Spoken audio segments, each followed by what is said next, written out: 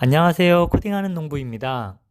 오늘은 마늘 성장이 많이 더디고 자꾸 비실비실해지거나 오히려 크지 못하고 작아지는 원인에 대해서 한번 짚어보고 이런 마늘의 더딘 생육을 촉진하는 방법에 대해서 말씀드리겠습니다. 마늘의 생장이 더딘 문제는 크게 두 가지로 보셔야 하는데요. 첫 번째는 영양이 부족한 것이 원인이고요. 다른 하나는 병해충에 의한 것입니다. 오늘은 이 첫 번째 생육에 대한 문제를 중점적으로 말씀을 드릴 거고요. 후반부에서는 이렇게 마늘에서 무섭게 나타나는 병원균과 해충의 피해도 간단하게 언급을 해 드리도록 하겠습니다.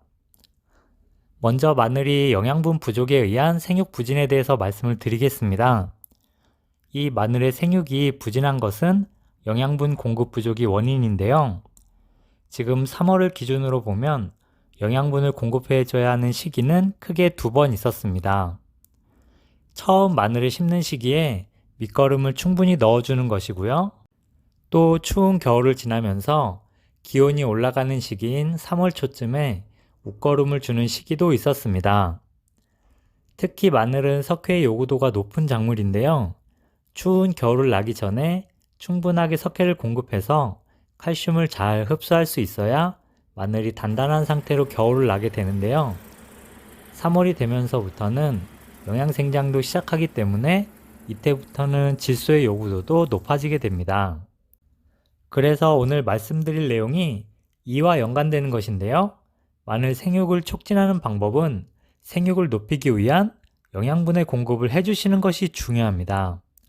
지금 시기에 난지형 마늘의 경우 추비를 하는 시기는 3월 초에 1차 추비를 하시고요. 3월 말이 되면 2차 추비를 하게 됩니다. 하지만 그 사이에 마늘의 생육이 부진하다면 이렇게 요소를 물에 희석해서 연면 시비를 해주시면 좋습니다. 이 요소 비료는 질소를 많이 함유하고 있는 비료인데요. 생육을 촉진하는 가장 대표적인 영양분이 질소이기 때문입니다. 이 요소와 더불어서 황산칼리도 함께 주시면 더 좋은데요. 황산칼리가 없다면 이 요소만 주셔도 충분합니다. 요소 비료는 수용성이 좋아서 그냥 밭에 뿌려주셔도 되지만 이렇게 물에 희석해서 살포해 주시는 것이 더 흡수가 빠른데요.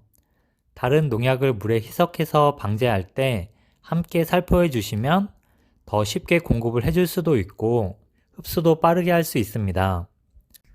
요소를 넣으실 때는 300평을 기준으로 물은 200리터 정도에 요소 1kg 정도 녹여서 살포하시면 되는데요. 작은 텃밭의 경우 30평 정도에는 이 배부식 분무기에 희석을 하셔서 20리터 한 통 기준 100g 정도 넣으시면 됩니다.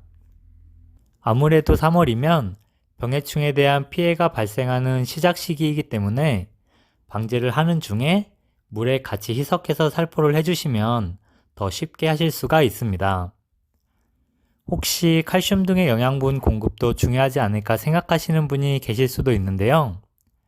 칼슘은 마늘이 단단하게 키워서 저장성을 높이는 데 매우 중요하지만 일단 지금 시기에 마늘 성장이 더디고 잘 안 된다면 일단은 잘 키우기 위해서 질소 공급을 먼저 해주시고 칼슘은 생육 중후반으로 가서 해주셔도 되니까요. 이런 점 참고하시기 바랍니다. 이 내용과 더해서 병해충에 의한 생육 부진을 간단하게 말씀드리겠습니다. 지금 보시는 저희 마늘은 심는 시기가 늦어져서 작년 10월 6일에 재배를 했는데요. 아무래도 재배 시기가 늦다 보니까 마늘의 생육에도 확실히 차이가 있습니다. 그래서 생육이 늦어지는 만큼 좀 더 영양분을 공급해 주는 것이 중요한데요.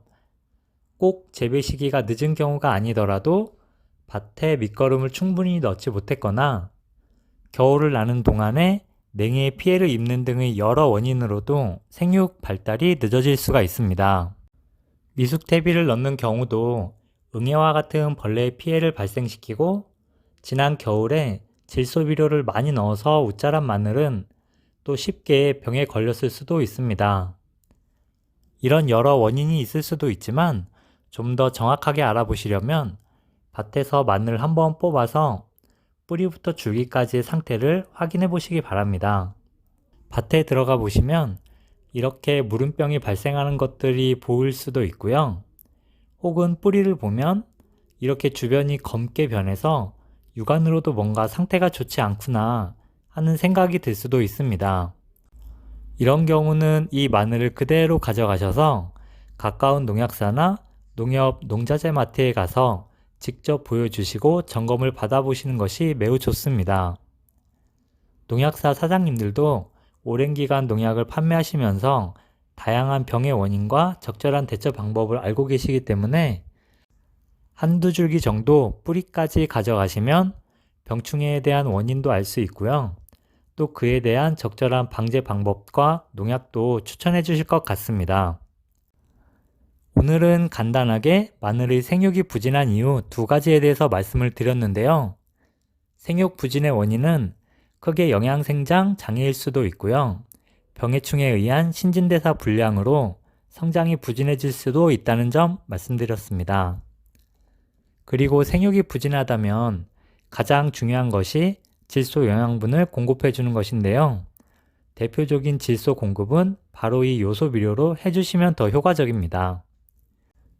그리고 다른 이유가 의심되신다면 한두 줄기 정도 마늘의 뿌리까지 뽑아보시고 줄기 상태도 확인해 보시면서 뭔가 이상하다는 느낌이 드신다면 그대로 농약사에 가져가셔서 상담을 받아보시는 것까지 말씀을 드렸습니다.